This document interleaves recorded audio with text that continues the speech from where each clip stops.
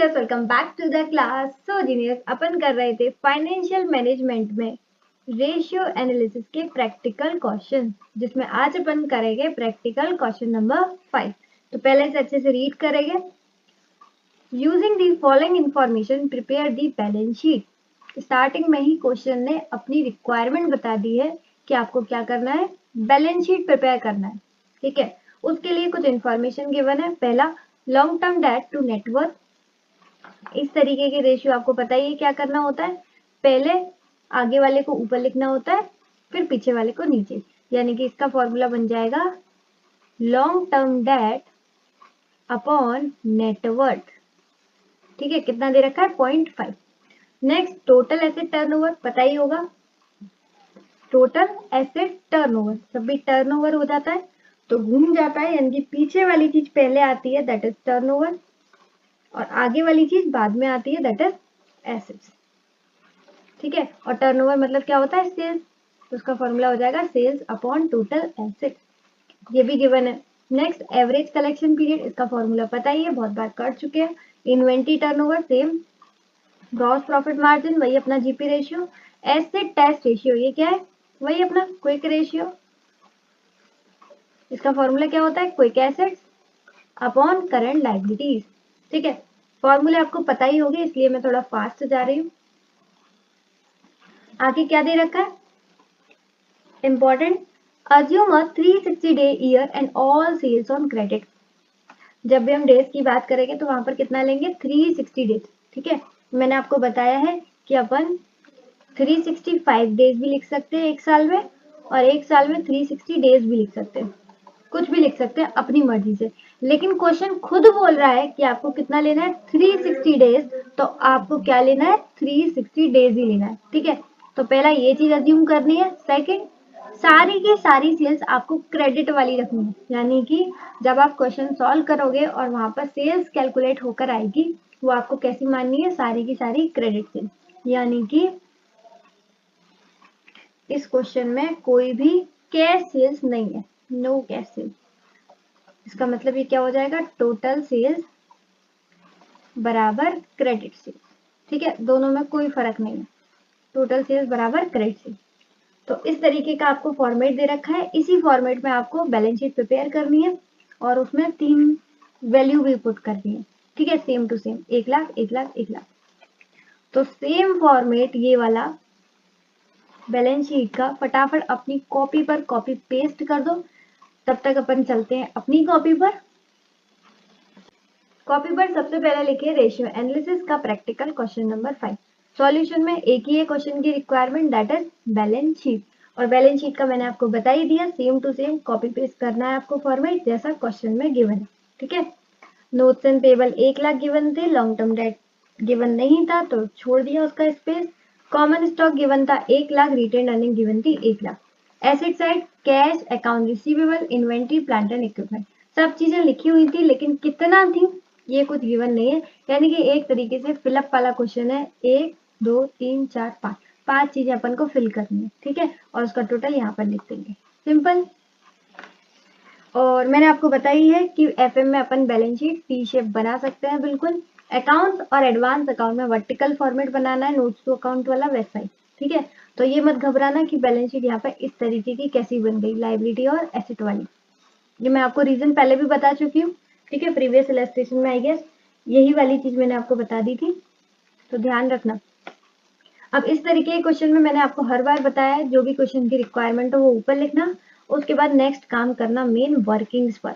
पहले वर्किंग्स खत्म करना, फिर क्वेश्चन की रिक्वायरमेंट पर जाना। ठीक है, और वर्किंग्स में मैंने आपको बताया है, जो जो जैसी जैसी इंफॉर्मेशन गिवन है same to same copy paste कर देना। तो पहला दे रखा है long term debt to net worth equal to 0.5। ठीक है, सबसे पहले इसका फॉर्मूला क्या बनेगा, इसका फॉर्मूला बनेगा आगे वाली चीज ऊपर, लॉन्ग टर्म डेट, और पीछे वाली चीज नीचे, टू नेटवर्थ। ठीक, और ये कितना गिवन है, 0.5। अब अपन को लॉन्ग टर्म डेट पता है क्या, एक बार चलते हैं ऊपर। लॉन्ग टर्म डेट नहीं पता, ये तो अपन को कैलकुलेट करना है। तो नेटवर्थ पता है क्या, नेटवर्थ मतलब क्या होता है, वही अपना इक्विटी और रिटेन अर्निंग। तो ये अपन को पता है, देखो इक्विटी इधर कॉमन स्टॉक के नाम से छुपा हुआ है और रिटेन अर्निंग सीधा सीधा दे रखा है, ठीक है। तो ये हो गया हमारा net worth, common stock plus retain earning, कितना गिवन है 2 लाख। तो लॉन्ग टर्म डेट नहीं गिवन तो एज इट इज लिख देंगे। आज पहली बार ऐसा हो रहा है कि पहली पहली वर्किंग में अपन को कुछ मिला, नहीं तो हर बार अपन को छोड़ना ही पड़ता था, आगे बढ़ते थे फिर लास्ट वर्किंग में जाके कुछ मिलता था, ठीक है। तो यहाँ से लॉन्ग टर्म डेट कैलकुलेट हो जाएगा, लॉन्ग टर्म डेट। तो ये इसमें इंटू हो जाएगा तो आधा हो जाएगा, यानी कि 2 लाख का आधा 1 लाख। कैलकुलेट करने की जरूरत ही नहीं है। इसको अपन डिब्बे में बंद कर देंगे, ठीक है। आपको भी एग्जाम में इस तरीके से ही करके आना है ताकि आपको अलग ही हाईलाइट हो। अब यहाँ पर तो अपन हाईलाइट यूज कर सकते हैं, अरे हो क्यों नहीं रहा, चलो छोड़ो। लॉन्ग टर्म डेट आ गया हमारा 1 लाख, तो यहाँ पर लिख देंगे 1 लाख, ठीक है। अब देखो लाइबिलिटी साइड हमारी कंप्लीट है, इसके अलावा कुछ आना नहीं है क्योंकि क्वेश्चन में कुछ था ही नहीं, उन्होंने बोला ना फिलअप करना है अपन को। तो 1 2 3 4 टोटल आ गया 4 लाख, ठीक। मुझे बताओ अगर इसका टोटल लाइबिलिटी का 4 लाख आ रहा है तो टोटल एसेट का कितना आएगा, सेम 4 लाख। यहाँ पर इसे छोड़ दें, आगे बढ़े। पहली वर्किंग कंप्लीट है, सेकंड में अपन को दे रखा था total asset turnover. Total asset turnover का फॉर्मूला क्या होगा, जब भी टर्नओवर होता है तो उल्टा हो जाता है, तो टर्नओवर पहले आएगा यानी कि सेल्स, और टोटल एसेट नीचे आएगा, तो उसका फॉर्मूला बन जाएगा टोटल एसेट्स। इसका फॉर्मूला बन जाएगा सेल्स अपॉन टोटल एसेट्स। मैं लिखते लिखते भूल गई।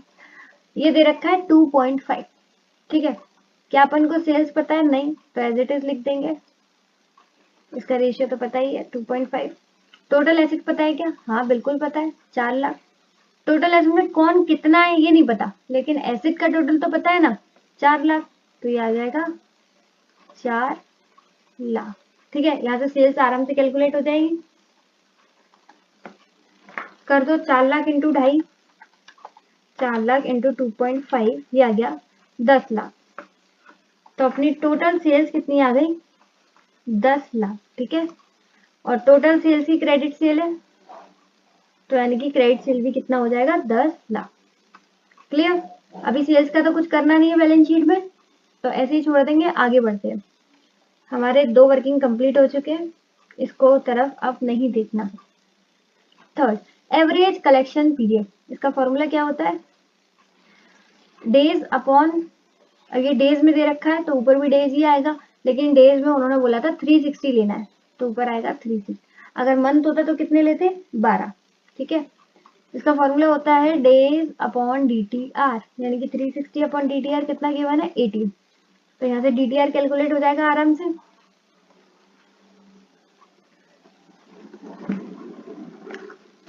थ्री 360 अपॉन 18, DTR आएगा 20।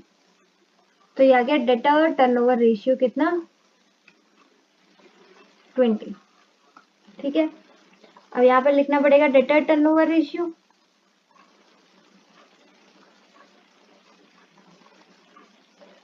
डेटर टर्नओवर रेशियो, टर्नओवर वाला आता है तो टर्नओवर ऊपर आता है यानी कि सेल्स ऊपर आएगी, और सेल्स कौन सी होती है क्रेडिट सेल्स, क्योंकि डेटर से रिलेटेड कौन सी सेल होती है क्रेडिट सेल, ठीक है। और नीचे आ जाएगा एवरेज डेटर्स, ये रहा,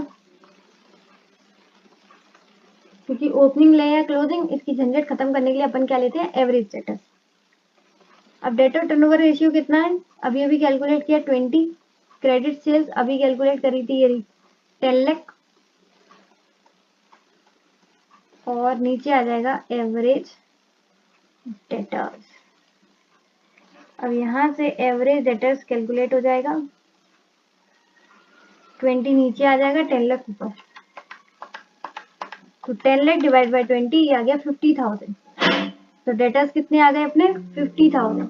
अब यहाँ ध्यान देना जो अपन ने कैलकुलेट किया वो एवरेज डेटर्स कैलकुलेट किया, लेकिन बैलेंस शीट में तो अपन को क्लोजिंग चाहिए, लेकिन क्वेश्चन में इंफॉर्मेशन गिवन नहीं थी ओपनिंग और क्लोजिंग की। तो जब भी ऐसा होता है जब अपन को ओपनिंग और क्लोजिंग की गिवन नहीं होती तो एवरेज कोई अपन वही मान लेते हैं, ठीक है।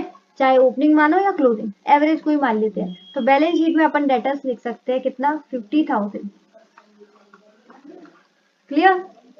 कभी भी ऐसी दिक्कत हो जहां आप ओपनिंग और क्लोजिंग कैलकुलेट नहीं कर सकते हो, तो जो एवरेज हो वही लिख सकते हो, कोई दिक्कत नहीं। आगे बढ़े, आगे हमारी वर्किंग नंबर 4, 3 कंप्लीट हो गई। इन्वेंट्री टर्नओवर, अगेन टर्नओवर वाला है, तो टर्नओवर ऊपर आएगा यानी कि सेल्स ऊपर आएगी, और नीचे क्या आएगा, एवरेज इन्वेंट्री। फॉर्मूला अब तक तो याद हो गया होगा, लेकिन मैंने आपको एक बात बताई थी कि सेल्स हम सेकंड प्रायोरिटी रखते हैं, पहली प्रायोरिटी रहती है हमारी सीओजीएस। अगर क्वेश्चन में सीओजीएस कैलकुलेट कर सकते हो तो सीओजीएस करना है, ठीक है। तो अभी अपन को पता नहीं है कि अपन को सेल्स रखना है सीओजीएस, ठीक। तो नेक्स्ट वाली वर्किंग पर चले, इसको ऐसे ही छोड़ देंगे। नेक्स्ट है हमारी ग्रॉस प्रॉफिट मार्जिन, जो कि है 10%। अब प्रॉफिट किस पर होता है, सेल्स पर, तो ये 10% आ जाएगी किस पर, सेल्स पर। और सेल्स तो अपन ने कैलकुलेट किया था 10 लाख।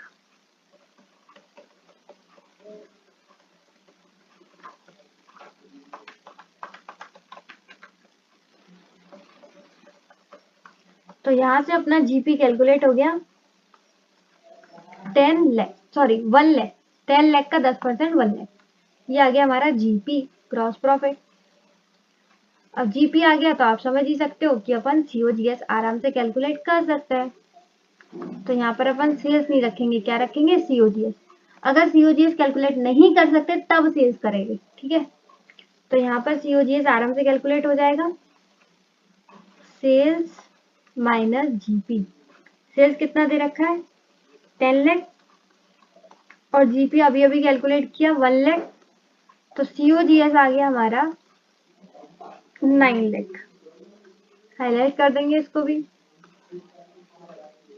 ये हाईलाइट मैं आप लोगों के लिए करती हूँ कि कौन सी चीज कहाँ से कैसे कैलकुलेट हुई है, ये लिख लेना।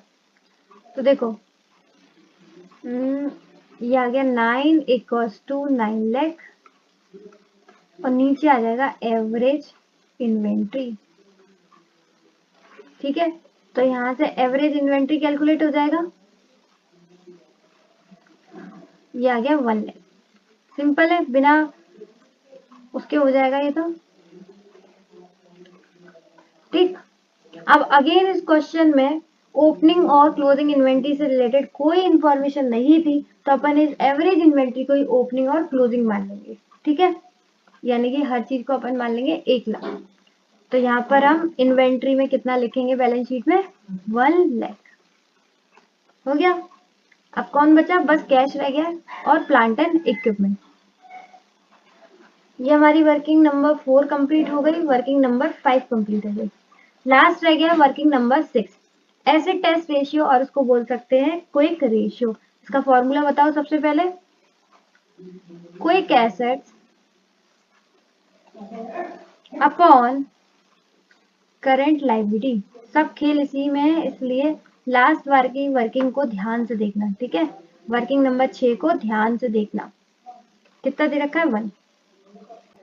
क्विक एसेट्स, और नीचे आ जाएगा करंट लायबिलिटीज। करंट लायबिलिटीज पता है क्या अपन को, लायबिलिटी साइड तो हमारी कंप्लीट ही है। देखो, long term date, common stock, ये सब नहीं होता। क्या होता है, सिर्फ और सिर्फ एक दे रखी है, नोट्स एंड पेबल, जो कि कितना गिवन है, 1 लाख। तो एक ही करंट लायबिलिटी है 1 लाख, ये लिख देंगे अपन 1 लाख। तो यहां से हमारा कैलकुलेट हो जाएगा क्विक एसेट्स कितना, 1 लाख, ठीक। अब नेक्स्ट इसी के आगे वर्किंग करेंगे क्विक एसेट्स। क्विक एसेट्स बराबर क्या होता है, करंट एसेट्स में से अपन दो चीजें माइनस करते हैं। पहली स्टॉक इन्वेंट्री, स्टॉक बोलो इन्वेंट्री बोलो, और दूसरा प्रीपेड एक्सपेंसेस, प्रीपेड एक्सपेंसेस, ठीक है। क्विक एसेट्स पता है क्या, अभी अभी कैलकुलेट किया है 1 लाख। करंट एसेट्स नहीं पता। इन्वेंट्री ऑलरेडी कैलकुलेट कर चुके हैं, बैलेंस शीट में देखना कितनी, 1 लाख। 1 लाख प्रीपेड एक्सपेंसेस नहीं दे रखे थे यानी कि 0 मान लेंगे, ठीक है। तो यहाँ से हमारे करंट एसेट्स आ जाएंगे 1 लाख प्लस 1 लाख कितना आ गया 2 लाख, ठीक है। ये सिंपल कर लोगे ना, इधर जाके प्लस हो जाएगा, ये माइनस में था इसलिए।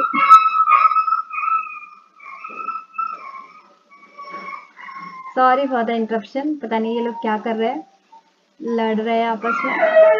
अपन लिखते हैं करंट एसेट कितना है 2 लाख, ठीक है। Current assets 2 lakh. अब करंट एसेट में ध्यान देना यहाँ पर कौन कौन है। करंट एसेट पता है ना, कैश भी होता है करंट एसेट, अकाउंट रिसीवेबल भी होता है करंट एसेट, और इन्वेंट्री भी होता है करंट एसेट, यानी कि इन तीनों का टोटल अपन को पता है कितना 2 लाख, 2 लाख रुपीज, ठीक। जिसमें से कि अकाउंट रिसीवेबल की वैल्यू पता है, इन्वेंट्री की वैल्यू पता है। अब मुझे बताओ इन तीनों की वैल्यू है 2 लाख, इसकी 1 लाख, इसकी 50,000, तो इसका क्या होगा, सिंपल, इसका हो जाएगा 50,000, ठीक है। समझ में आ गया ना। और लास्ट हमारा प्लांट एंड इक्विपमेंट, तो ये आ जाएगा बैलेंसिंग फिगर,